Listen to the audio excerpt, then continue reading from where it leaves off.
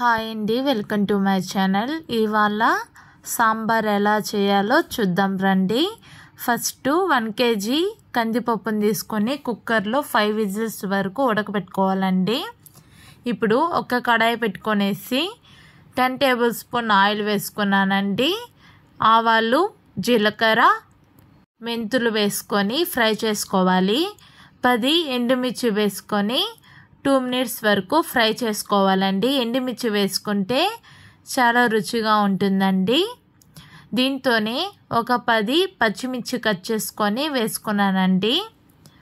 1/2 kg tomato, 1/2 kg onion medium సైజులో cut చేసుకొని ఒక 20 minutes వరకు ఫ్రై చేసుకోవాలి.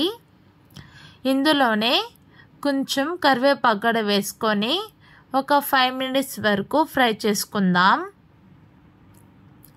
ఇందులోనే 1 టేబుల్ స్పూన్ ఇంగువ పొడి కూడా వేసుకొని ఒక 3 minutes వరకు ఫ్రై చేసుకుందామండి.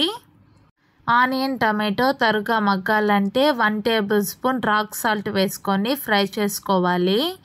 ఒక 2 minutes తర్వాత 1 టేబుల్ స్పూన్ పసుపు వేసుకొని ఒక 10 minutes వరకు ఫ్రై చేసుకోవాలండి.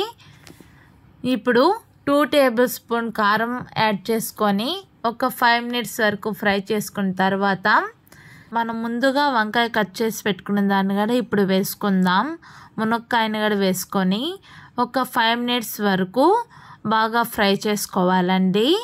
ఎవరైతే మన ఛానల్ని ఫస్ట్ టైం చూస్తున్నారో ప్లీజ్ అండి లైక్ చేయండి, షేర్ చేయండి, సబ్స్క్రైబ్ చేయండి. Thank you. 2 టేబుల్ స్పూన్ అల్లం వెల్లుల్లి పేస్ట్ కూడా వేసుకొని ఒక 10 minutes వరకు ఫ్రై చేసుకోవాలండి. ఇప్పుడు 3 టేబుల్ స్పూన్ కారం వేసుకొని ఒక 5 minutes వరకు బాగా కలుపుకోవాలండి. పచ్చివాసన పోయేంత వరకు. మనం ముందుగా పప్పు ఉడకబెట్టుకున్నాం కదండి, దాన్ని ఇందులో వేసుకొని 1 లీటర్ వాటర్ యాడ్ చేసుకొని ఒక 20 minutes వరకు సిమ్లో పెట్టుకొని కుక్ చేసుకోవాలండి. ఇందులోనే మనం 20 grams చింతపండు రసం కూడా వేసుకొని ఒక 10 minutes వరకు బాయిల్ చేసుకోవాలండి.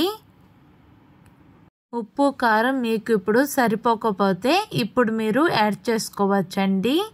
నాకు కొంచెం కారం తక్కువగా ఉంది, 2 టేబుల్ స్పూన్ కారం యాడ్ చేస్తున్నాను. ఒక 5 minutes వరకు బాగా కలుపుకొని మూత పెట్టుకొనేసి ఒక 5 minutes వరకు బాగా కుక్ చేసుకోవాలండి. ఈ వీడియో మీకు నచ్చినట్లు అయితే నా YouTube channel name crazy NP couple అండి. కొత్తగా చూస్తున్న వారు అయితే నా ఛానల్ని సబ్స్క్రైబ్ చేయండి. మర్చిపోకుండా బెల్ ఐకాన్ని ప్రెస్. సాంబార్ ఇలా ఉడికేటప్పుడు మనం కట్ చేసి పెట్టుకున్న మామిడి ముక్కలు కూడా వేసుకొని ఒక 5 minutes వరకు బాయిల్ చేసుకోవాలండి కర్రీ.